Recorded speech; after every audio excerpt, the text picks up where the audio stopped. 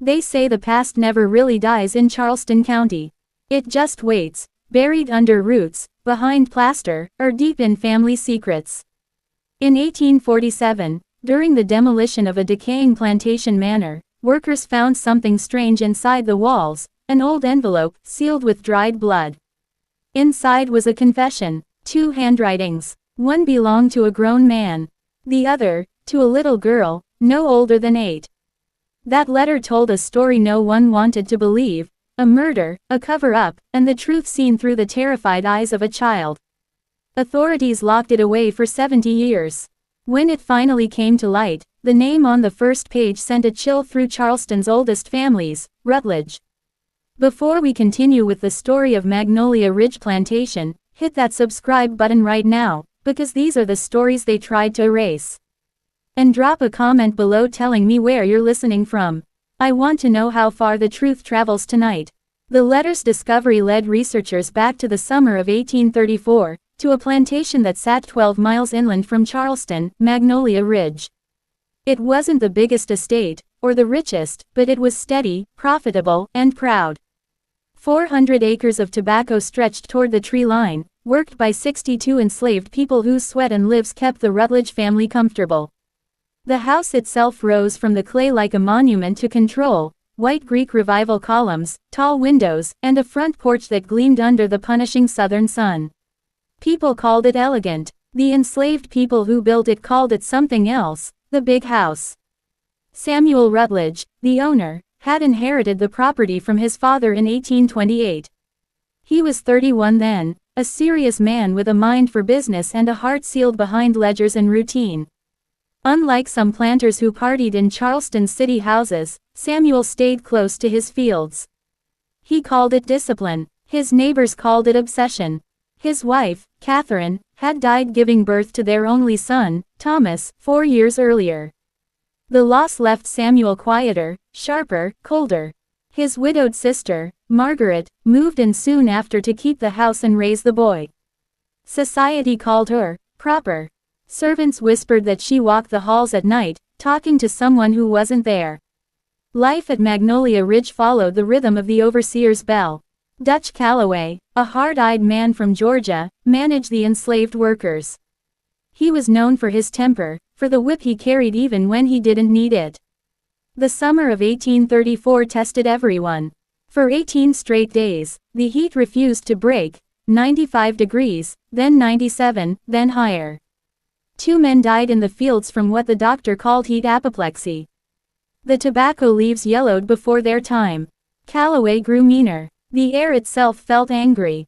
Among the 62 people trapped on that land was a woman named Patience Drummond.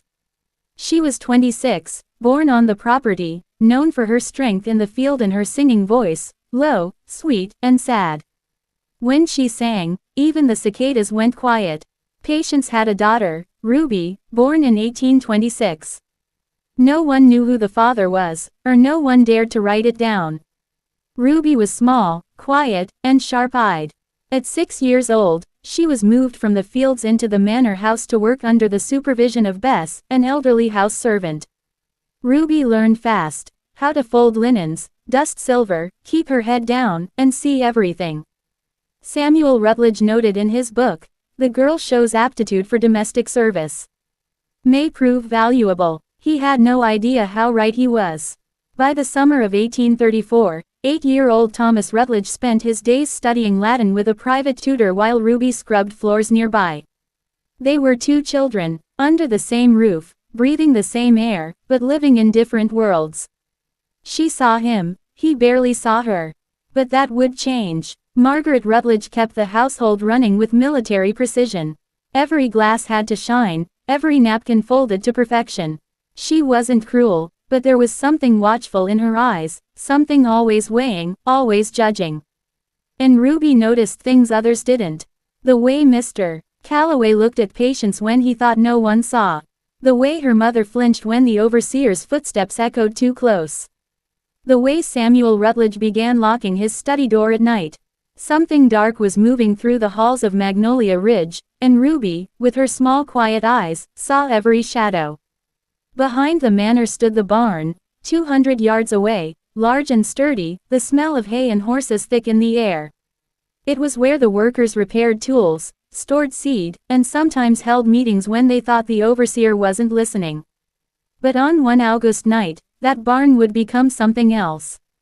A place of screams, a place of silence, a place where two versions of the same story were written, the one told by power, and the one whispered by a frightened child.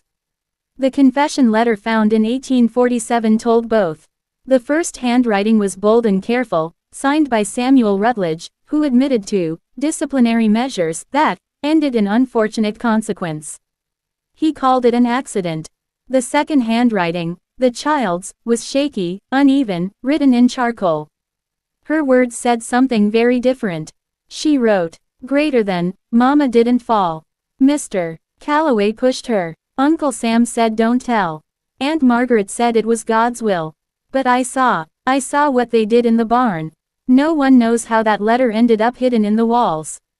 Maybe Margaret sealed it herself. Maybe Ruby did, before she was sent away. What we do know is that the truth waited for more than 70 years to breathe again. When the Charleston Historical Society received the letter in 1847, they sealed the file immediately.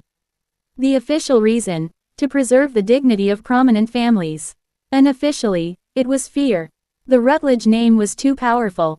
The story too damning. They kept it buried until 1923, when the last Rutledge descendant died without heirs. Only then did the archives open, and historians began piecing together the forgotten truth of Magnolia Ridge. Next time, we'll go deeper, into the summer heat, into the barn, and into the night when Patience Drummond's voice fell silent forever. This was part 1 of Magnolia Ridge, The Forgotten Confession. If you believe history hides its darkest truths behind polite smiles and painted columns, you're right. Hit subscribe, because the ghosts of Charleston still have stories to tell. Would you like me to write part 2 next, The Night of the Storm? I'll keep the same tone, simple, suspenseful, and formatted for narration. Magnolia Ridge, The Forgotten Confession. Part 2, The Night in the Barn. Hook. They say the walls of Magnolia Ridge still whisper on humid August nights, soft sounds like crying or singing that fades into silence. Locals claim if you walk past the old barn ruins at dusk, you'll hear footsteps on the dry earth, and a little girl's voice begging someone to stop. What happened in that barn on August 14, 1834, was written down twice, once by a man desperate to hide his guilt, and once by a child who refused to forget. Tonight, we tell her version. Dutch Calloway, the overseer, kept a small office in one corner of the barn, a desk, a chair, and a half-empty bottle of whiskey hidden inside a grain barrel. He called it his post. Others called it what it really was, a place where cruelty fermented. That summer, Patience Drummond had been reassigned from the fields to evening barn duties, feeding and watering the horses. Some said it was mercy from Master Samuel Rutledge. His ledgers, though, told the truth, reassigned due to declining field productivity. Patience worked at dusk, when the heat finally began to fade, before returning to the row of wooden cabins that served as slave quarters. From the manor's second-floor windows, the cabins looked small and neat. Up close, they were cramped, hot, and full of quiet despair. Life at Magnolia Ridge followed its own merciless rhythm. The bell rang at dawn. The whip cracked by noon. The prayers were whispered at night, pleas for survival more than salvation. Samuel Rutledge liked to believe he was a reasonable man. He kept careful accounts, went to church every Sunday, and thought order was next to godliness. Nothing in his tidy books said that blood would soon soak into the barn floor. Nothing in his routines warned that a child was about to see something no child ever should. On the morning of August 14, 1834, the bell clanged before sunrise. Patience joined the line of field hands marching toward the tobacco fields. Her daughter Ruby, 8 years old, watched from the kitchen window as she helped Bess, the elderly cook, knead dough for breakfast. The air already shimmered with heat. Ruby's chores that day were simple: polishing silver, dusting furniture, and beating rugs. But her thoughts were heavy. The night before, she'd overheard the overseer yelling about her mother, accusing her of laziness, of leaving work unfinished. Ruby knew the truth. Her mother was sick and tired, clutching her ribs when no one was looking. The heat had broken 2 men already that week. Now it seemed it might break something far worse. By sunset, the sky burned orange and pink. The fields were silent except for the slow return of the workers. Patience came back covered in clay and sweat, her hands trembling as she drank from the well. Ruby saw her from the second-floor landing. There was something in her mother's eyes, fear mixed with resignation. She didn't know it yet, but that was the last time she'd ever see her mother alive. At 8:15 p.m., Ruby was supposed to be in bed. Instead, worry pushed her toward the barn. The cicadas hummed like distant static.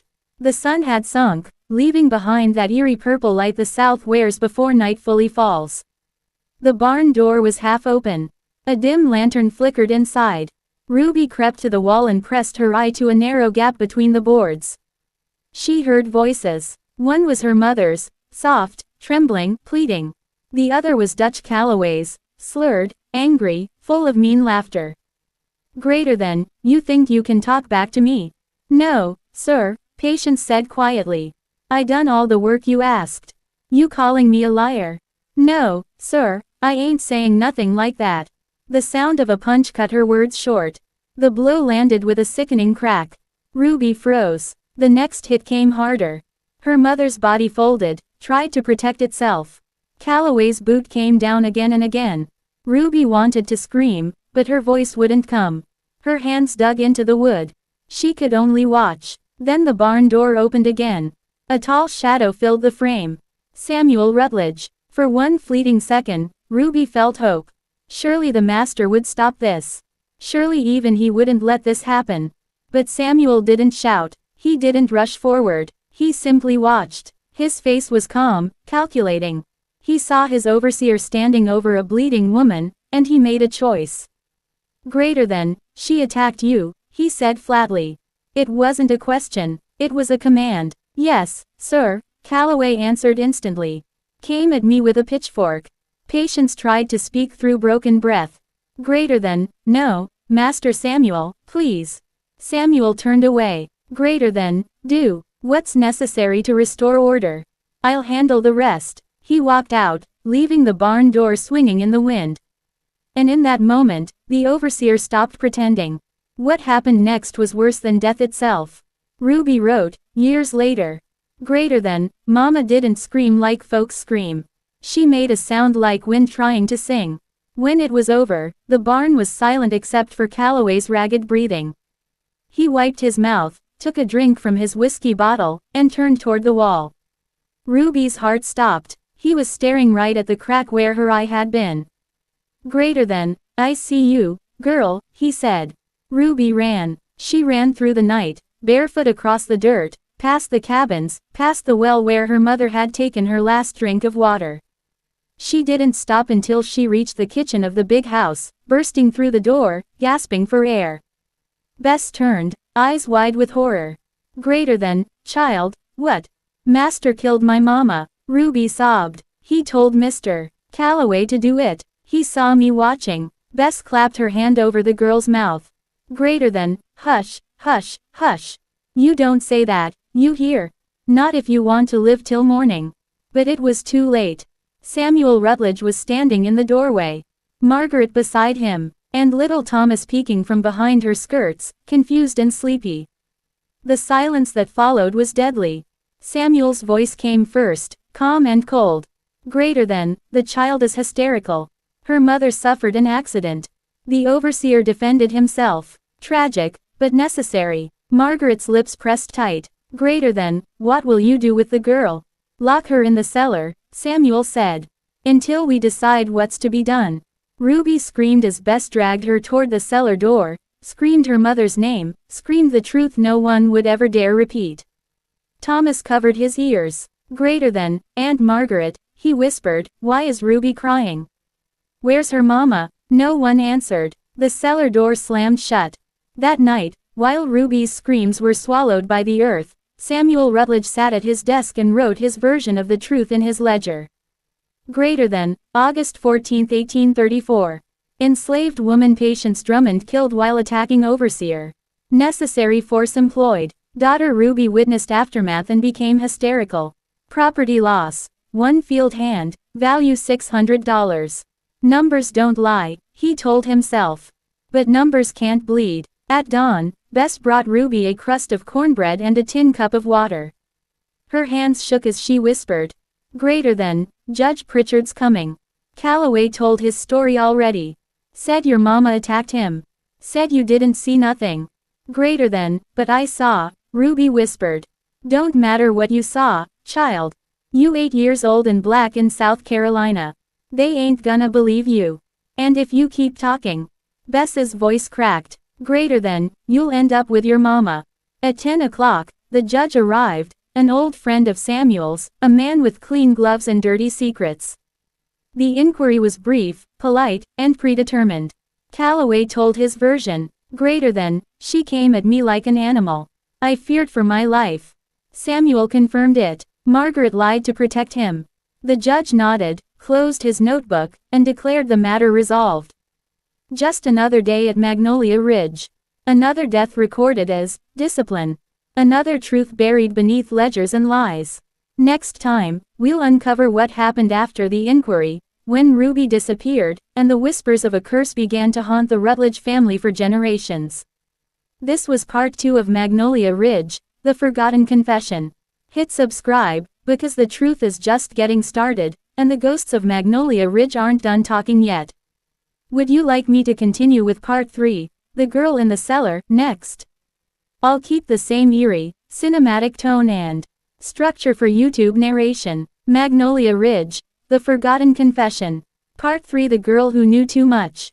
Hook. They say Magnolia Ridge was built on red clay and darker lies. Every family had secrets, but the Rutledges built theirs into the walls. The morning after Patience Drummond's death, Judge Pritchard signed his name to a single sentence that sealed the truth away. Greater than, the enslaved woman's death, while regrettable, appears lawful.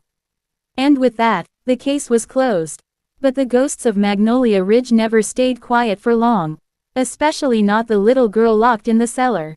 Judge Pritchard closed his notebook and looked up at Samuel Rutledge. Greater than, the girl will need to be managed carefully. Such accusations, even from a child, can be problematic. Samuel nodded. Greater than, she'll be dealt with appropriately. And just like that, Ruby Drummond, 8 years old, alone, and trembling in the dark, was erased from official history. No testimony. No name in the records. Nothing but silence. But silence doesn't always mean peace. Because someone else had heard Ruby's screams that night. Thomas Rutledge, Samuel's only son, couldn't stop hearing them.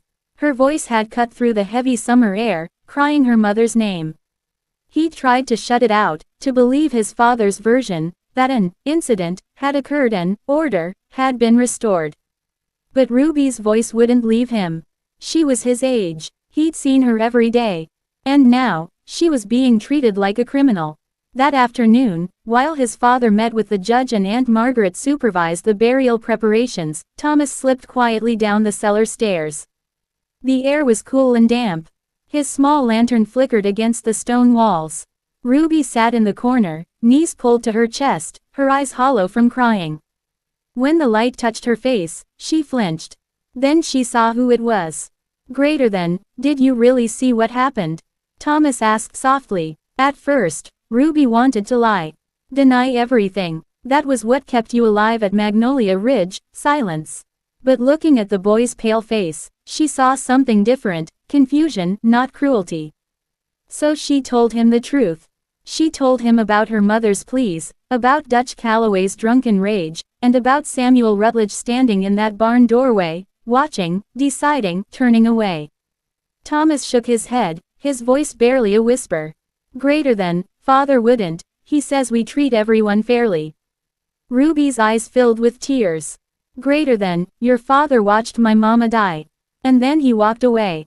The boy wanted to argue, to say it couldn't be true, but deep down, he knew. The world he'd been told was right, suddenly didn't feel right at all.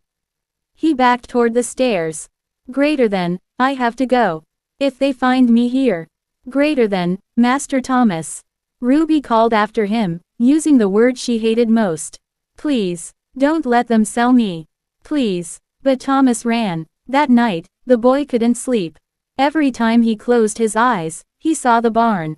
He heard Ruby's voice. So, he did something small but dangerous, something that would echo through the next century. He found a notebook and began to write. He recorded Ruby's story in his child's handwriting, every word she said, every fear she shared. His secret journal became the first link in the chain that would one day lead to the discovery of the blood-stained confession letter hidden in the manor walls. The next morning, Patience Drummond was buried without ceremony in the slave cemetery behind the tobacco fields. A patch of rough earth. No marker. No prayer. Samuel Rutledge didn't attend. He simply wrote a new entry in his ledger. Greater than, expense, burial for field hand. Loss of labor. 1. To him, it was just math. To Ruby, it was the end of her world. Ruby stayed in the cellar for 3 long days. No sunlight, no sound but footsteps above her head. She had no idea if she would ever come out again. Upstairs, Samuel consulted with neighboring planters. They gathered around whiskey glasses and spoke in the coded language of power. Greater than, a child who knows too much, one said. Dangerous thing, said another. They debated what to do. Selling her might spread her story. Beating her might spark rebellion. Killing her outright would be difficult to explain. What they needed, they decided, was a quiet solution. And that's when Margaret Rutledge, the sister with the cold eyes and calm voice, spoke up. On the 4th day, the cellar door creaked open. Ruby squinted against the lamplight. Margaret descended the stairs, carrying a washbasin and a clean dress. She set them down gently, like she was visiting a child she pitied, but not enough to love. Greater than, you'll be staying in the house now, she said. A small room off the kitchen. Better than the quarters. Ruby said nothing. Greater than, you'll have more duties, and more privileges. Warm food. Clean sheets. Margaret paused. But there are conditions. Ruby nodded slowly, too afraid to speak. Greater than, you will never mention what you think you saw in that barn. Not to the servants. Not to visitors. Not to anyone. Do you understand? Ruby's heart pounded. Greater than, yes, ma'am. Margaret leaned closer. Her tone softened, but her words cut sharper than any whip. Greater than, if you ever speak of it again, I'll have you sent to Georgia. To the rice fields. You won't last a year. Ruby swallowed hard. Greater than, yes, ma'am. Greater than, good. There's more. If anyone asks, you arrived after the incident. You saw your mother's body, became confused, and said things you didn't mean. You now understand that Mr. Calloway acted in self-defense. Can you say that? Ruby hesitated. To live, she had to betray her mother's memory. Finally, she whispered, greater than, I can say that. Margaret nodded, satisfied. Greater than, then we understand each other. Your mother's death was unfortunate, but order must be maintained. You're a clever girl, Ruby. Intelligence can be a curse or a gift. The choice of which it becomes, is yours. Then she turned and left, the cellar door slamming shut behind her. That evening, Ruby was moved into her new room, off the kitchen, 8 feet by 6, barely enough space for a cot and a small trunk. But it had something she hadn't seen in days, a window. The glass was cloudy, but through it, she could see the outline of the barn. The place where her mother died. From then on, Ruby lived under Margaret's constant watch. Every word she spoke was monitored. Every move she made was measured. Magnolia Ridge went back to normal. The fields hummed with labor. The ledger columns balanced. The master smiled at Sunday services. But the house itself had changed. The walls felt heavier, the air colder, and at night, when the wind slipped through the hallways, it sounded almost like singing, soft, mournful, and full of pain. Ruby knew that voice. It was her mother's. Next time, we'll follow Ruby into the years that followed, how silence became her survival, and how a haunted melody began echoing through Magnolia Ridge long after the fields went quiet. This was part 3 of Magnolia Ridge, The Forgotten Confession. If you believe truth can be buried but never killed, hit subscribe, because the ghosts of Magnolia Ridge are still waiting to be heard. Would you like me to continue with part 4, The Song in the Walls? Next, where Ruby grows up in the haunted manor and the singing voice begins to return. Magnolia Ridge, The Forgotten Confession. Part 4, The Song in the Walls. Hook. They said the house at Magnolia Ridge was quiet again. The fields were planted, the master's books balanced, and the overseer's whip sang its usual tune. But sometimes, at night, when the lamps were low and the wind slid through the cracks of the old pine boards, people swore they heard something else. A woman's voice. Soft, mournful, singing. After her mother's death, Ruby Drummond lived in the big house, in a narrow room beside the kitchen. It was supposed to be an act of mercy, a promotion from the slave quarters, but everyone knew what it really was. A cage with curtains. She swept floors, polished silver, tended fires. Always quiet, always careful. Margaret Rutledge watched her constantly, her footsteps clicking like a metronome of control. Greater than, remember your place, Ruby, she would say. And remember our agreement. Ruby never forgot, but she never stopped remembering, either. The barn where her mother had died stood 200 yards away from the house. She could see it from her window, gray wood against the deep green of the fields. Every morning, when the sun rose, it cast long shadows across the yard that looked almost like reaching hands. At night, Ruby dreamed of those shadows moving. Of her mother's voice calling her name from the rafters. Ruby. She would wake up gasping, clutching the thin blanket, the taste of clay and salt still on her tongue. Years passed. By 1838, Magnolia Ridge looked prosperous again. The tobacco crop recovered, the Rutledges hosted suppers and Sunday guests, and Thomas, now 12, was away in Charleston for school. Ruby was 14, still small, still quiet, but sharper than ever. She'd learned to listen, really listen, to what people said when they thought no one was hearing. That was how she discovered the cracks in the family's story. The first came one stormy night when she overheard Dutch Calloway and Samuel Rutledge arguing in the study. The overseer's voice was slurred with whiskey. Greater than, you said you'd protect me, Sam, Calloway growled. I did what you wanted that night. You'll keep your voice down, Samuel hissed. And you'll remember your place. You think I'll hang alone if this comes out? We both know whose fault. The door slammed. Silence. But Ruby had already heard enough. The official story wasn't just a lie, it was designed to protect both men. That night, she began her own secret work. Hidden under the floorboard of her little room, Ruby kept a scrap of paper and a stub of charcoal she'd stolen from the hearth. She couldn't read or write much, but she copied words she saw in the house, names, dates, pieces of sentences. She was building her own record. The kind her mother never got. In the spring of 1839, Thomas came home from Charleston. He was taller, quieter, and carried himself with the stiffness of a young man raised to be obeyed.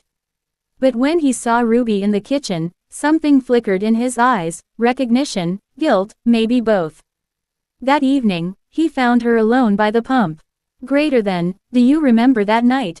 He asked. Ruby froze. You shouldn't talk about that, Master Thomas. Greater than, I've thought about it every day, he said. I wrote it down. I still have the book. For a moment, Ruby forgot to breathe. He had kept it, the secret journal. Greater than, don't tell anyone, she whispered. If they find it, they'll kill us both. Thomas nodded. I just needed you to know, I didn't forget. He walked away, but from that night on, Ruby wasn't completely alone. By 1841, the plantation had changed again. Dutch Calloway drank more, worked less, and shouted often. There were rumors he'd killed a man on another property years before. Margaret avoided him. Samuel tolerated him only because he was useful. One August evening, hot, breathless, thunder crawling in the distance, Calloway stumbled into the house demanding to see Samuel.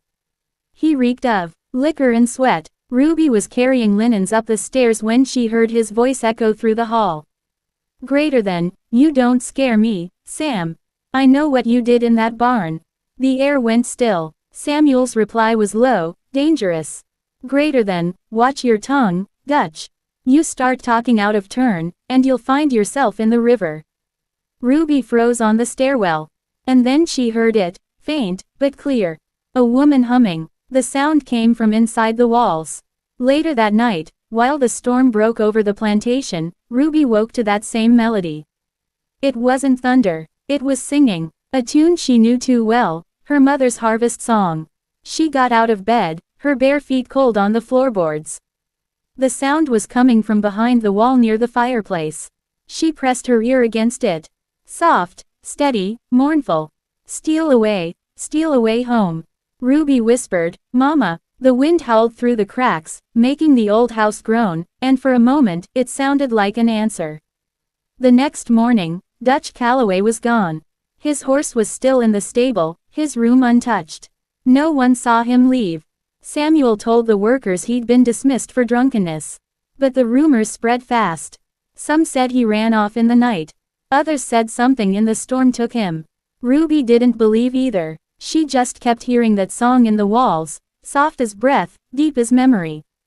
After Calloway's disappearance, strange things began happening around the manor. Doors opening on their own. Footsteps in the hallway after everyone had gone to bed. Margaret's polished silver tarnished overnight, as if touched by invisible hands. And in the barn, always the barn, tools shifted places, and hay fell from the loft though no one was up there. One morning, Bess, the old cook, came running from the smokehouse, white-eyed with terror. "Greater than, Miss Margaret. I seen her, Patience, standin' in the barn doorway, clear as daylight." Margaret slapped her for blasphemy, and forbade any talk of ghosts. But even she started keeping her lamps burning through the night. Ruby tried to ignore it, to pretend the noises were just wind, the singing just memory. But when she went to make the fire one dawn, she found something resting on the hearthstone. A single blood-stained ribbon, the same one her mother had worn around her neck the night she died. Ruby fell to her knees. There was no mistaking it. The past wasn't buried, it was awake. From that day on, the house changed. The air grew thick with the scent of tobacco and something else, something metallic, like rust or blood. Samuel started keeping to his study. Margaret prayed longer at night. And Ruby began to understand. Her mother wasn't haunting Magnolia Ridge out of vengeance. She was warning her. Next time, we'll uncover what the spirit of Patience Drummond was trying to tell her daughter, and how Ruby's quiet rebellion began the chain of events that would destroy the Rutledge family from within. This was part 4 of Magnolia Ridge, The Forgotten Confession, The Song in the Walls. If you believe the dead can still speak through the places that wronged them, hit subscribe, because Magnolia Ridge is only beginning to whisper. Would you like me to continue with part 5, The Night of Ashes, where the haunting turns violent and the first death in the Rutledge family occurs? Magnolia Ridge, The Forgotten Confession. Part 5, The Night of Ashes. Hook. They said the storm had taken Dutch Calloway. That he vanished into the swamp like a drunk swallowed by the land. But the people at Magnolia Ridge knew better. Because after he disappeared, the smell of smoke began to follow the master wherever he went. And one night, the house itself seemed to breathe fire. Autumn settled heavy over South Carolina in 1841. The air was thick and wet, and the nights carried the scent of rot from the fields. Ruby Drummond, now 15, worked mostly inside the manor, polishing silver, carrying wood, lighting lamps. The new overseer, Ephraim Cole, was quieter than Calloway but colder. His eyes never lingered on her long, but Ruby still felt the weight of his watchfulness. Everyone walked softer now. Since Dutch vanished, Magnolia Ridge had grown nervous, like a place holding its breath. It started small. A crack in the barn wall widened overnight. A horse refused to enter its stall, kicking wildly until it was released. And then came the ashes. One morning, Ruby found black soot scattered in front of the kitchen door, spread in a perfect circle. She thought it was strange but said nothing. Later, when she carried laundry up the stairs, she noticed the same ash along the hall outside Samuel Rutledge's study. That night, the master dreamed of fire. He woke choking on smoke that wasn't there. Margaret Rutledge, ever the lady of order, blamed superstition. "Greater than, you're letting the slaves fill your head with nonsense," she told Samuel. "Dutch Calloway is gone. The dead can't come back."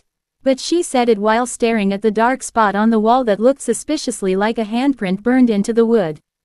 One evening, a new sound joined the singing Ruby sometimes heard in the walls.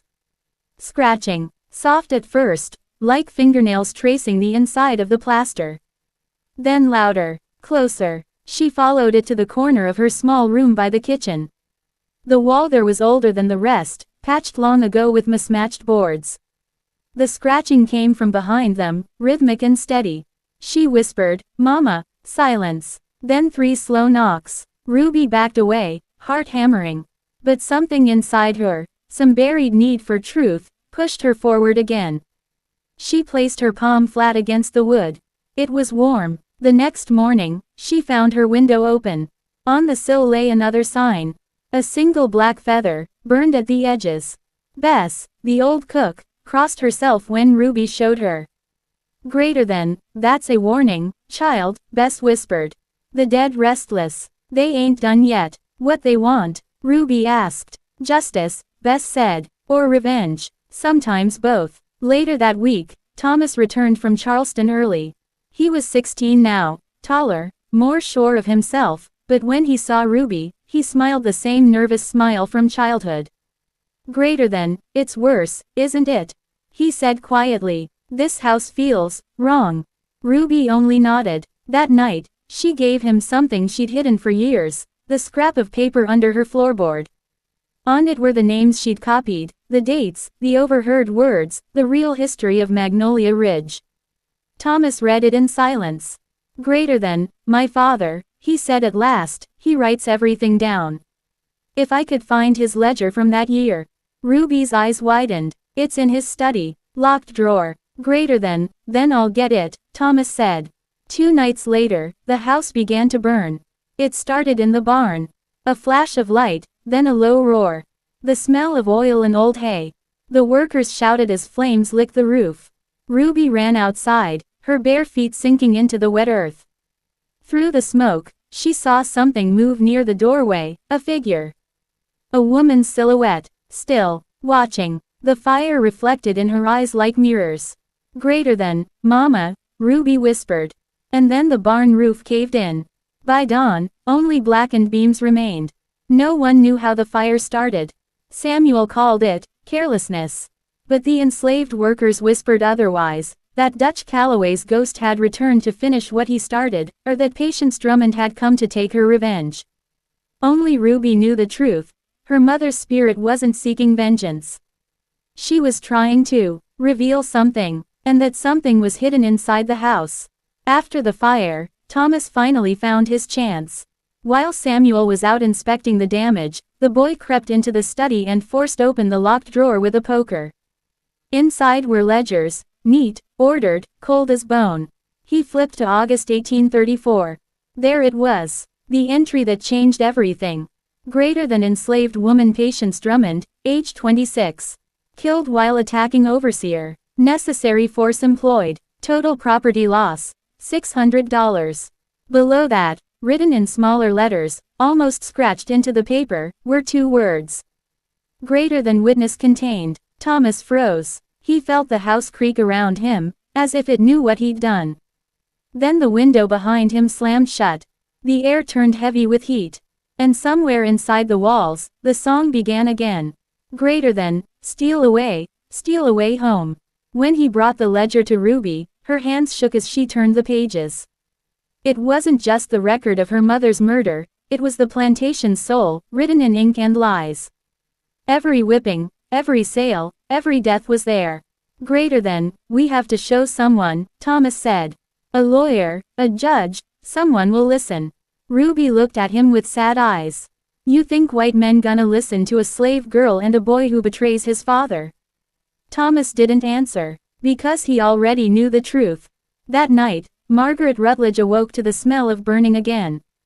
She grabbed her lamp, trembling. The hallway flickered with strange shadows, dancing shapes that moved against the walls though nothing else stirred. When she reached the parlor, the fire wasn't real, it was reflected, glowing from within the mirror above the mantel. And in that mirror, she saw her own face. And behind it, the faint image of a woman standing over her shoulder, eyes hollow, mouth open in a silent song. Margaret screamed. The lamp shattered, and the flames this time were real. By morning, half the house was scorched, and Margaret lay unconscious, her hair singed, her mind broken. She survived, but never spoke again. Samuel called it an accident. But the people who worked the kitchen whispered that Miss Margaret had seen Patience. Ruby said nothing, but that night, she sat by the ruined parlor and felt her mother's presence near. The message was clear now. Patience wasn't done. The truth wasn't done. And the fire was only the beginning. Next time, in Part 6, The Ledger's Curse, the secrets of Magnolia Ridge begin to unravel, and Samuel Rutledge learns that numbers can't save a man from the ghosts he's created. Would you like me to continue with Part 6, 1000 Words, where the haunting turns from warning to reckoning, and the Master's precious ledger begins to write by itself? Magnolia Ridge, The Forgotten Confession. Part 6, The Ledger's Curse. Hook. A man can burn a body. He can bury the truth. But he can't silence a story once the dead begin to tell it themselves. And at Magnolia Ridge, the story was starting to write itself. One trembling line of ink at a time. After the fire that nearly killed Margaret Rutledge, the manor fell into a strange silence. The workers whispered that the house had been marked by something unholy, that the dead refused to rest. Samuel Rutledge called it nonsense. He ordered new wallpaper, new carpets, and new locks for every door. He said that fire couldn't destroy order, and that he'd prove it. But Ruby Drummond knew better. Because late at night, she could still smell smoke in the hallways. And sometimes, when she passed the study, she could hear the faint sound of a quill scratching. Even when no one was inside. Thomas stayed at the plantation to care for his aunt. His father said it was a lesson in responsibility, but the truth was simpler. Samuel didn't trust him to be alone in Charleston. Ruby and Thomas barely spoke in public, but in secret, their childhood bond had deepened into something dangerous, something like love, though neither dared to call it that. They met in the garden after dark, under the live oaks where the Spanish moss hung like ghost's hair. There, they whispered about escape, about justice, about patience. Greater than, she's not done, Ruby said. She's trying to tell us where to look. Look where, Thomas whispered. The ledger. The one you found. I think it's changing. 2 nights later, Ruby proved it. She slipped into the study after everyone had gone to bed. The room smelled of tobacco and ink. The great wooden desk gleamed under moonlight. The ledger sat open. She hadn't left it that way. A single candle burned beside it, though she hadn't lit one. The quill lay across the page, its tip wet with fresh ink. Her heart pounded. She leaned closer. The handwriting wasn't Samuel's. It was smaller, more uneven, as if written by a shaking hand. Across the clean white paper were 5 words. Greater than, you cannot bury what breathes. Ruby stumbled backward, the candle flickering wildly. For a moment she swore she smelled her mother's perfume, sweetgrass and soap. Then the flame died, and the room plunged into darkness. The next morning, Samuel was furious. He accused the servants of tampering with his records, claiming someone had defiled the sanctity of his business books. Ruby said nothing. He demanded everyone line up in the courtyard. Greater than, someone touched my private accounts, he barked. Someone dared step where they don't belong. You'll confess, or you'll pay. But no one spoke. The enslaved workers stared at the ground. Even Ruby kept her face blank, though her heart was hammering against her ribs. Finally, Samuel snapped. He raised his riding crop and struck the nearest man across the back. The crack echoed like a pistol shot. Greater than, I will have order. He shouted. There's no order left here, a voice said quietly behind him. It was Thomas. The boy's voice trembled, but his eyes didn't. Samuel turned slowly, disbelief twisting into rage. Greater than, watch your tone, boy. You can't beat ghosts into silence, Thomas said. You can't burn what's already been judged. Gasps rippled through the courtyard. Samuel's face went white. He grabbed his son by the collar and dragged him toward the house. Greater than, we'll discuss your insolence in private. Ruby watched helplessly as they disappeared inside. That night, thunder rolled over the marshes. The air smelled like copper and rain. Ruby waited in her room, praying Thomas was safe. Then, a crash. A man's scream. She ran to the study. The door stood open. Inside, Samuel Rutledge knelt before the ledger, his face pale as ash. Ink had spilled across the desk, but it wasn't ink. It was blood, dark and thick, seeping from between the ledger's pages. Thomas stood in the doorway, frozen. "Greater than, it's writing," he whispered. The pages turned by themselves, each line filling with words neither of them recognized. Some in English, others in strange looping letters that looked like scars. And then, slowly, a name appeared at the top of the page. Greater than Patience Drummond. Samuel stumbled backward. Greater than, what is this devilry? The candles flared, though no one touched them. The curtains rustled though the windows were closed. And from somewhere deep in the house came that same voice Ruby had heard as a child. Singing, low, broken, and full of sorrow. Greater than, steal away home. The next morning, Samuel locked the study and forbade anyone from entering. He claimed, moisture had damaged the paper, nothing more. But Ruby knew what she'd seen. So did Thomas. They met again by the well behind the kitchen. Greater than, he's terrified. Thomas said, he's stopped sleeping, keeps muttering about fire. That ledger's not done, Ruby replied. It's still writing. It wants him to see. Thomas hesitated. Ruby, what if it wants us to see too? Days passed. The haunting grew stronger. Doors opened on their own. Footsteps echoed upstairs where no one walked. The smell of smoke drifted through the halls though no fire burned. One night, Margaret Rutledge, still half mad from the fire, began to scream in her sleep. Greater than, she's in the mirror. She cried, she's in the mirror. When Ruby rushed in, she saw it too, the faint outline of a woman's face reflected in the cracked glass. And written across the fog of the mirror in dripping condensation were 3 words. Greater than, tell my story. The next morning, Ruby gathered her courage. She crept back into the study. The door wasn't locked anymore. The ledger lay open, pages fluttering though the air was still. A new entry appeared before her eyes, written in invisible ink that darkened as she watched. Greater than August 14, 1834. I saw the master. He told him to do it. I saw the blood. They called it an accident, but I know the truth. Patience Drummond did not die alone.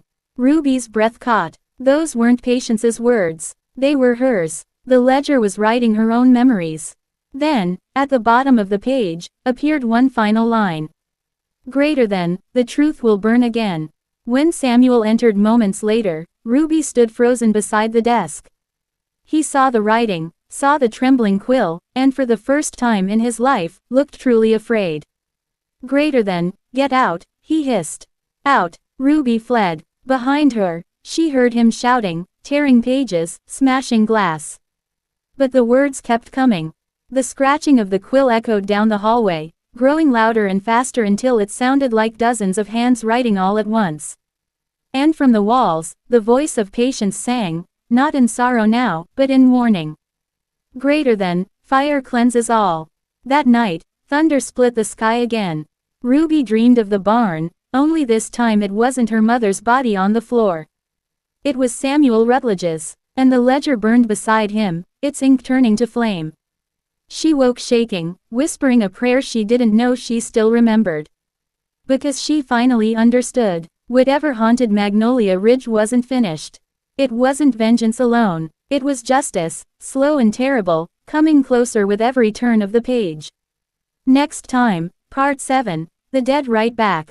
The spirits of Magnolia Ridge take control, and Thomas must choose between his bloodline and the truth that could destroy it. Would you like me to continue with Part 7, 1000 words, where the haunting spreads beyond the ledger, and the plantation begins to devour itself from the inside out? Magnolia Ridge, The Forgotten Confession. Part 7, The Dead Write Back. Hook. You can tear out a page. You can burn a book. But you can't stop the story once it starts writing itself. Because at Magnolia Ridge, the ink wasn't made of words anymore. It was made of blood. The summer storm that night didn't stop until dawn. When the sun finally broke through, it revealed a plantation that looked different. The white columns of the manor were streaked black from lightning burns. The tobacco fields shimmered under a haze that wasn't fog. It was smoke, rising from nowhere. Samuel Rutledge didn't come down for breakfast. No one dared knock on his door. Margaret, pale and trembling, told the household that her brother was indisposed. She said the plantation must go on as usual. But Ruby could feel it in the air. Something in that house had changed forever. The enslaved workers began whispering about the singing woman. They said her voice echoed through the fields at night, carrying on the wind. Some claimed to see a figure walking along the tree line, barefoot, her dress scorched and torn. The overseer, Dutch Calloway, had left years ago, but his name came up again and again in frightened whispers. They said he was still there, too.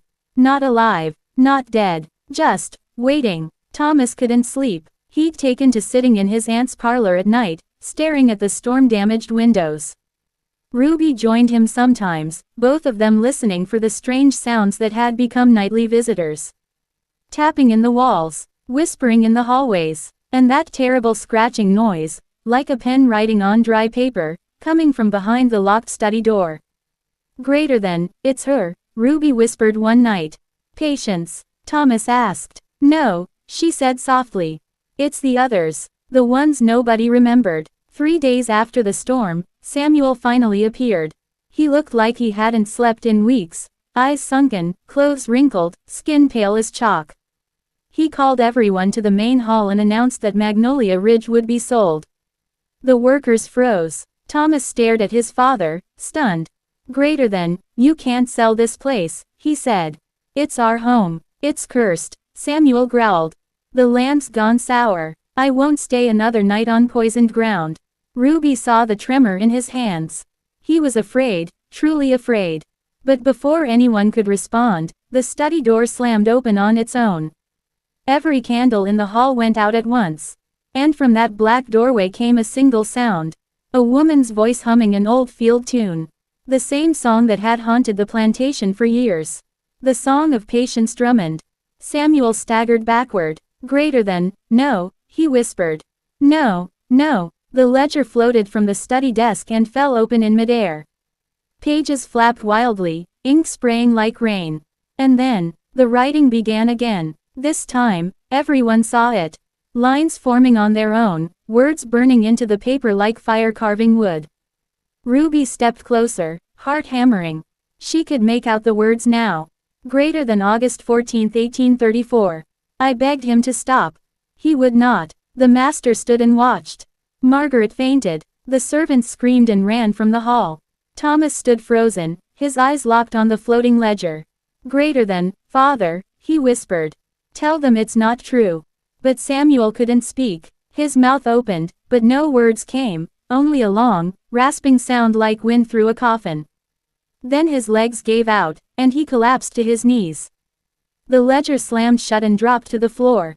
When Ruby picked it up, the cover was warm, almost hot. And carved into the leather, still smoking, were new words. Greater than, confess or burn. That night, the haunting spread. The barn doors swung open and closed all by themselves. The horses refused to enter.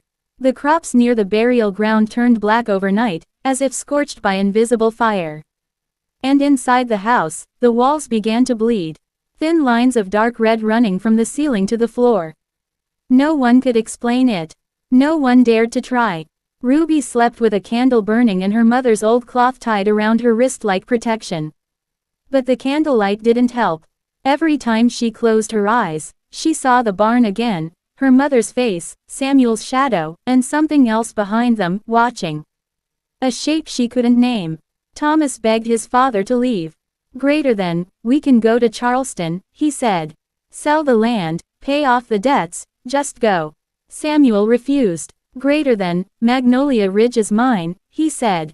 I built it, I bled for it, and now it's bleeding you dry, Thomas snapped. For the first time, the boy didn't sound afraid of his father. That night, Samuel locked himself in the study again. He told no one what he planned to do, but Ruby knew. He meant to destroy the ledger once and for all. She waited until midnight, then crept to the study door.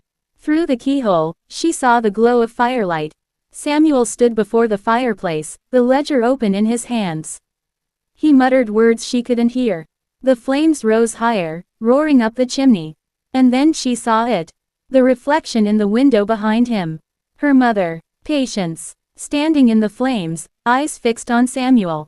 He screamed. The fire exploded outward, knocking him off his feet.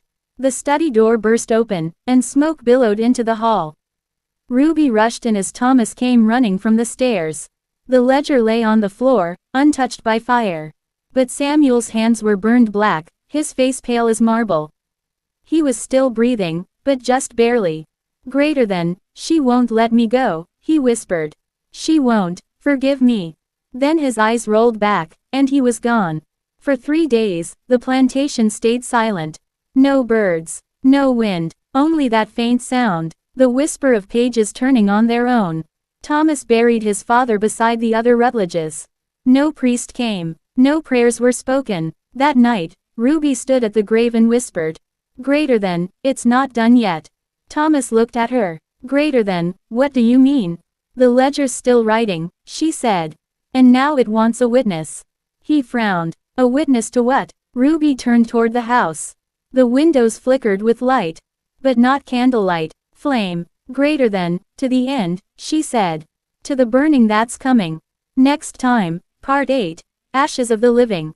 The fire that began in the ledger spreads beyond the walls of Magnolia Ridge, consuming truth, guilt, and bloodline alike. And in the ashes, a secret is uncovered that changes everything. Would you like me to continue with Part 8, 1000 words, where the flames begin to consume both the plantation and the last of the Rutledge family's lies? Magnolia Ridge, The Forgotten Confession. Part 8, Ashes of the Living. Hook. When a lie burns long enough, it stops needing fire. It starts feeding on the people who told it. And at Magnolia Ridge, the flames had finally found their way home. The night after Samuel Rutledge's death, the air hung thick with smoke and grief. The plantation should have gone quiet, but it didn't. The house seemed alive, the floors creaked when no one moved, the shutters slammed against still air, and the walls whispered. Ruby sat awake in her narrow room off the kitchen, listening to the whispers. They weren't random anymore. They were words. Greater than, confess, or burn. She clutched the small wooden cross Bess had carved for her years ago. It didn't help. Nothing did. Down the hall, Thomas Rutledge couldn't sleep either. His father's funeral had been that morning, a shallow grave beside the family crypt, no sermon, no choir, just the wind moving through the dead magnolias. He'd watched the dirt fall on Samuel's coffin and felt nothing. Not sorrow, not relief, just emptiness, like the house itself. That night, he went to the study again. The door was scorched black from the fire that had nearly killed his father. Inside, everything smelled of smoke and old paper. The ledger sat on the desk, closed, silent, waiting. He told himself he came to destroy it. But when he reached for it, his hand shook. Greater than, you took him, he whispered. You got what you wanted. The silence that followed was deep enough to hurt. Then came the faintest sound, pages turning on their own. Thomas stumbled back as the ledger opened. The handwriting wasn't his father's this time. It was smaller, neater. Ruby's. Greater than, I am writing what the dead tell me. They say the truth was buried too long. They say it's time for the house to burn. Thomas dropped the book like it had bitten him. When he ran from the room, he didn't see the faint glow spreading under the door, the slow, hungry orange of something waking up again. Downstairs, Ruby sat at the kitchen table, head in her hands. The candle in front of her flickered though there was no draft. She'd been seeing things all week, faces in the glass, hands reaching from shadows, and worst of all, her mother standing at the edge of her dreams, lips moving soundlessly. Greater than, Mama, what do you want me to do? She whispered. You already know, came the answer.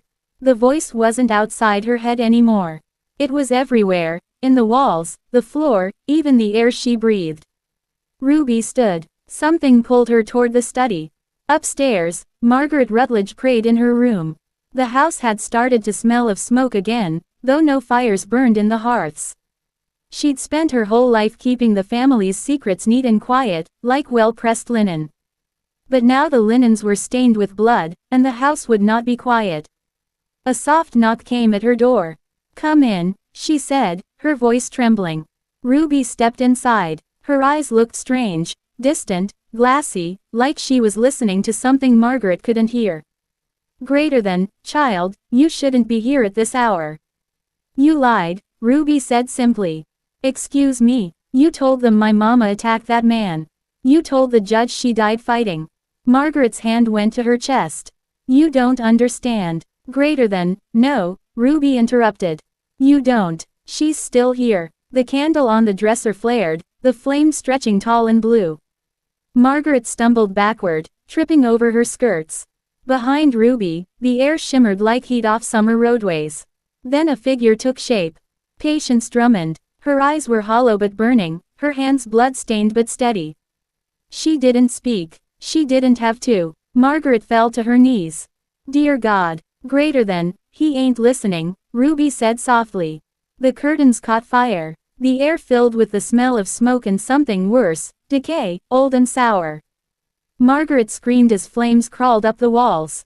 But when Ruby turned to look again, Patience was gone. The fire wasn't. Thomas burst into the hall at the sound of his aunt's cries. Smoke poured from her room, thick and black. He pulled her out just before the ceiling collapsed. Greater than, the house. She coughed. It's burning. No, Thomas said, staring toward the study. It's not just the house. It's the curse. The two ran downstairs, but the smoke followed like a living thing. Ruby was already there, standing by the kitchen door, staring out into the yard. The slave quarters were burning too. But the flames weren't normal, they moved against the wind, slow and deliberate, like hands reaching across the fields. In the flickering light, shapes appeared, silhouettes walking through fire. Men and women, some holding tools, others holding nothing at all. Their faces glowed faintly in the smoke. Greater than, the ones who died here, Ruby whispered.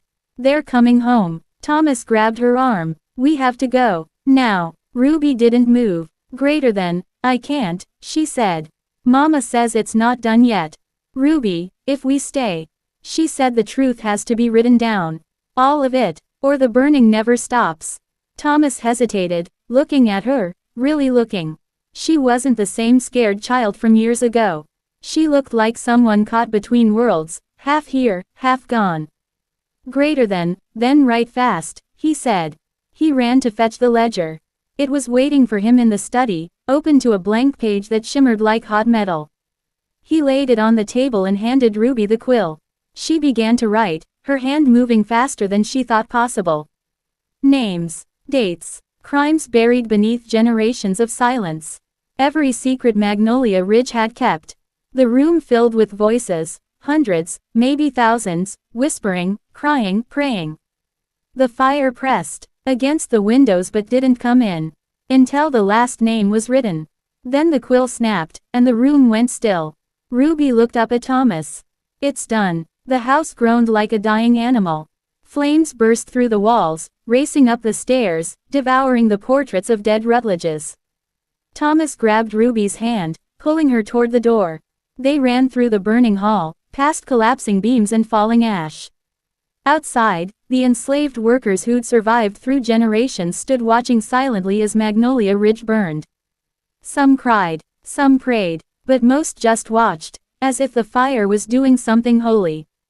The great house that had held their pain for a century collapsed inward with a roar. And then, in the final rush of flame, something incredible happened. The smoke rose into the sky, forming the faint shape of a woman's face. For a moment, Ruby thought she saw her mother smile. Then the smoke scattered, and the night went still. By morning, Magnolia Ridge was nothing but ash.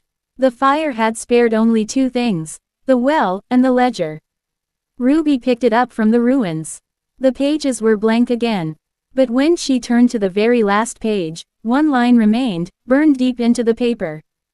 Greater than, freedom is what truth looks like when it's on fire. She closed the book and looked toward the horizon. The sun was rising over the ruins. And for the first time in her life, it didn't feel like a beginning or an ending. It just felt free. Next time, Part 9, The Return to Magnolia Ridge. Decades later, a historian searching for a missing ledger uncovers the ruins, and realizes the ghosts never really left. Would you like me to continue with Part 9, 1000 words, when the story shifts to 1930s South Carolina, as the plantation's buried truth is rediscovered? Magnolia Ridge, The Forgotten Confession. Part 9, The Historian in the Ashes. Hook. Some places don't stay buried, they just wait. Magnolia Ridge had been ashes for nearly a century, but the dead don't measure time the way we do.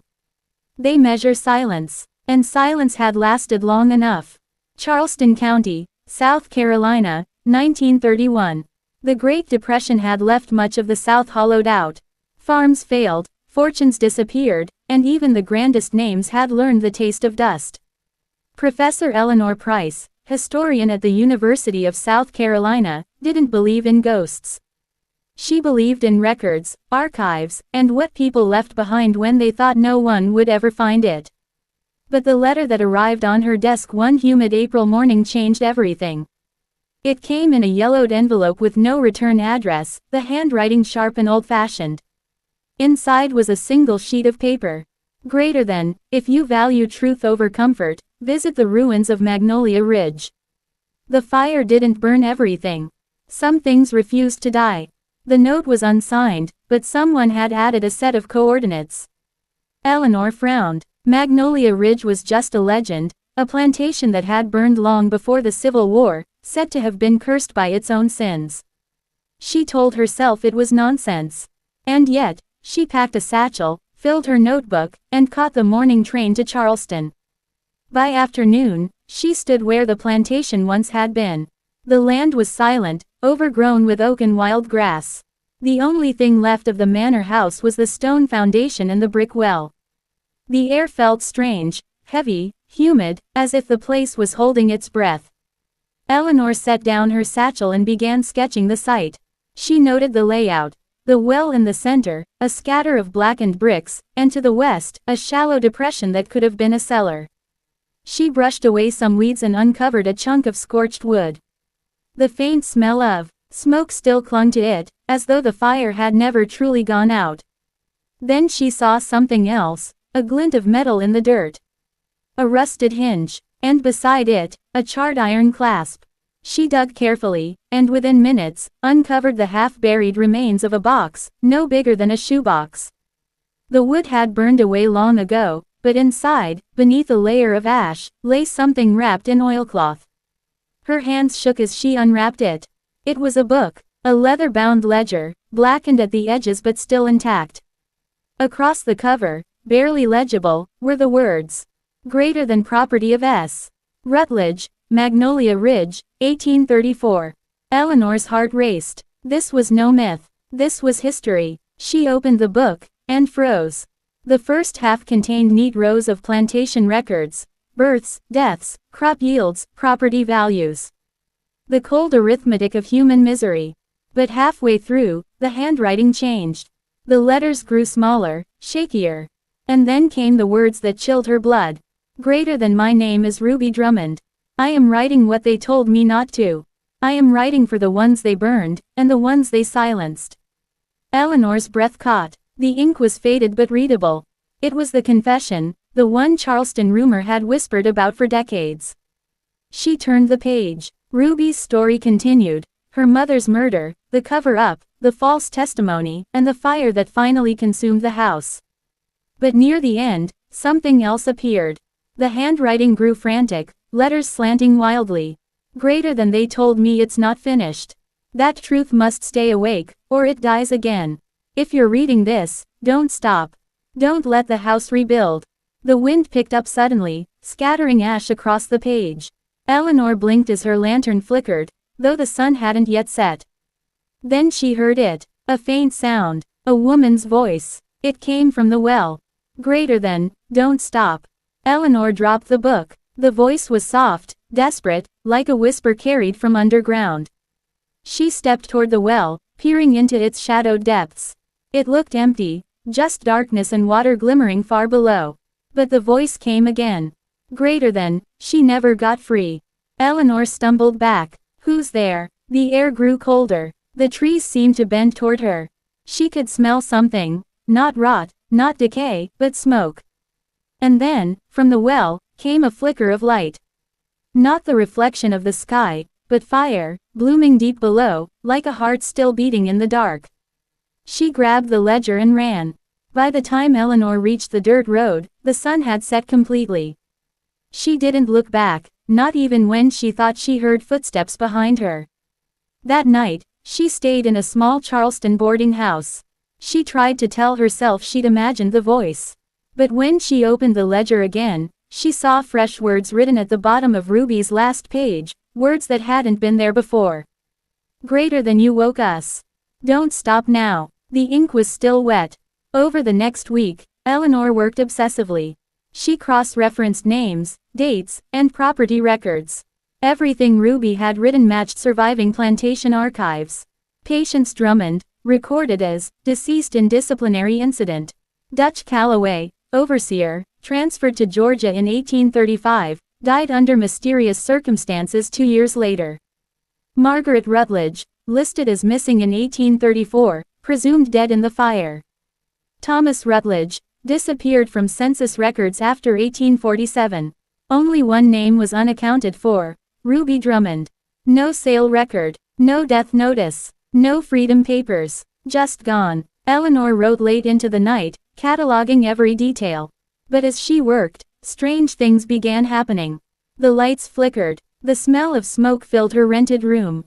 And once, when she looked up from her notes, she saw a faint outline of a girl reflected in the mirror behind her, dark eyes, expression solemn. Ruby, Eleanor whispered, I'm trying. I promise. The reflection nodded once, and vanished. 2 weeks later, Eleanor returned to Magnolia Ridge. She wasn't alone this time. She brought a state archivist, a photographer, and a priest, though she didn't say why. They found the ruins exactly as before. But the well was different. Someone had pried the stones loose. The opening gaped wider now, and faint heat drifted up from below. Eleanor stood over it, holding the ledger tight. Greater than, what do you want me to do? She whispered. A single word formed in her mind, unspoken but clear. Greater than finish it. She tore out the last blank pages and began to write, what Ruby hadn't lived to finish. Every detail, every name, every truth. When she was done, she dropped the ledger into the well. The moment it hit the water, the ground trembled. A deep, sighing sound rose from the earth, half wind, half voices. Then silence. The air grew warm, then still. The smell of smoke disappeared. The priest crossed himself. The archivist stared, pale as paper. But Eleanor just whispered, rest now. That night, back in Charleston, she placed a single note in the university archive box. Greater than Magnolia Ridge Plantation, destroyed 1834. Cause. Fire. Recovered materials. Ledger, unverified confession, witness annotations. Do not reopen without cause. The dead have been heard. But history doesn't rest. 20 years later, in 1951, the state began restoration of historic sites across South Carolina. One of them was listed as Magnolia Ridge, former tobacco estate. When construction crews broke ground, they found something beneath the foundation. A charred wooden box. Inside was a single, dry page. The handwriting was neat, unmistakably female. You shouldn't have come back. Next time, Part 10, The Last Voice of Magnolia Ridge. The story reaches its final chapter as modern-day investigators open the sealed archives, and discover that some confessions never stopped writing themselves. Would you like me to continue with Part 10, the final 1,000-word chapter, where the haunting crosses into the present day and the last truth of Ruby Drummond is finally revealed? Magnolia Ridge, The Forgotten Confession. Part 10, The Last Voice. Hook. Some stories don't end, they echo. And when you listen too closely to the past, sometimes, it starts listening back. Charleston, South Carolina, 2023. The Magnolia Ridge file had been sealed for nearly a century, marked, do not reopen without cause. But rules don't last forever, not when curiosity gets involved. Graduate student Maya Thornton wasn't chasing ghosts. She was chasing her PhD. Her thesis, Power, Silence, and the Hidden Histories of the Antebellum South. When she stumbled on Eleanor Price's name in an old university catalog, it seemed like just another footnote. Until she saw the reference to the Magnolia Ridge ledger, currently missing. Maya thought it was a mistake. Archivists don't lose things like that. But when she asked the University of South Carolina's Special Collections Office to pull the box, the librarian looked at her strangely. "You sure you want that one?" Maya smiled. "It's history. That's kind of the point." The librarian hesitated, then handed her a key. "Room 3B. Last shelf. Don't stay after hours." The storage room smelled like dust and old paper. Boxes lined the walls, stacked floor to ceiling. Maya found the one she wanted, labeled, Magnolia Ridge, restricted. She set it on the table, opened the lid, and froze. Inside was a small, blackened book wrapped in oilcloth. The ledger. Her fingers trembled as she opened it. The first page bore the same neat handwriting Eleanor Price had described. "Greater than my name is Ruby Drummond. I am writing what they told me not to." Maya exhaled. "Oh my God, it's real." She read for hours, turning fragile pages carefully under the glow of her desk lamp. The horror, the injustice, the voices silenced under the weight of power, all of it bled through Ruby's words. Then, toward the end, she reached Eleanor's handwriting, dated 1931, confirming everything Ruby had said. But below that, there were more words. On the last page, faint but fresh. "Greater than you found me." Maya blinked. "What the?" She rubbed the page. The ink smudged, still damp. Then she heard it. A whisper, faint, behind her. "Greater than, don't stop." She spun around. The room was empty. The light flickered. Her laptop screen went black, then filled with words, white letters typing themselves across the dark screen. "Greater than you're not the first. You won't be the last." Maya whispered, "Who's there?" No answer. Just the faint smell of smoke. She grabbed her phone and started recording. "This is Maya Thornton, University of South Carolina. October 12, 2023. I'm documenting." The lights went out. Something moved in the dark. The next morning, the library janitor found the door to room 3B standing open. The lights were still off. And Maya's laptop was still on the table, recording. The video lasted 6 minutes. At first, it showed Maya reading the ledger aloud. Then the sound cut out. Static filled the screen. When the image returned, the room was empty. But on the table, beside the ledger, lay a single new page, written in Maya's handwriting. "Greater than they didn't want to be forgotten. They won't be." The university shut down the archive for electrical repairs. No one ever saw Maya again. A year later, a popular true crime YouTuber named Jake Wilder got a tip about the missing student. He loved ghost stories, especially ones with a historical twist. So he broke into the closed archive one night with his camera crew. The footage he uploaded would go viral within 48 hours. The video begins with Jake whispering to the camera. "Yo guys, this is Jake Wilder, and tonight we're going deep into the haunted history of Magnolia Ridge. The place that burned itself to the ground. The place that doesn't want to stay quiet." They enter the archive, laughing, joking, typical ghost hunting banter. Then they find the ledger. "This is it," Jake says. The book they say writes itself. He opens it. At first, nothing happens. Then his flashlight flickers. Someone, or something, whispers, "Thomas." The camera jerks. The laughter stops. Jake stammers, "Did you hear that?" Another whisper, closer this time. "Greater than, Ruby." The camera swings wildly, catching glimpses of faces in the shadows, faint, burned outlines. The smell of smoke fills the audio feed. Then, in the chaos, the ledger slams shut on its own. Jake screams. The screen goes black. When the video was recovered from the cloud, investigators said it was likely faked. But digital analysts noticed something strange. In the last 2 seconds of the footage, after the screen goes black, a faint voice says, "We remember." And in the final frame, frozen for just a moment before the file corrupted, there's a glimpse of a little girl standing behind Jake. Dark eyes, old-fashioned dress, hands covered in ash. Ruby Drummond. Magnolia Ridge is private land now. Developers tried to build condos there in 2024. Every single piece of heavy equipment stopped working within 48 hours. Engines overheated, blueprints burned, and one worker swore he saw a figure standing by the old well, watching him. He quit the next day. Local legend says that on hot summer nights, you can still hear Ruby's voice echoing from the ruins. She doesn't cry anymore. She warns. Greater than, write the truth. Or the fire starts again. Maybe that's what she wanted all along. Not revenge, not peace. Just remembrance. Because the past isn't gone. It's waiting, in ledgers, in letters, in stories like this one, for someone brave enough to read it out loud. Magnolia Ridge burned once, but the truth it hid still burns brighter than ever. Maybe it always will. Fire if you felt Ruby's story. If you believe history should never be buried, make sure to like this video to keep her memory alive. Subscribe for more true historic horror stories. Share it so more people hear what happened at Magnolia Ridge.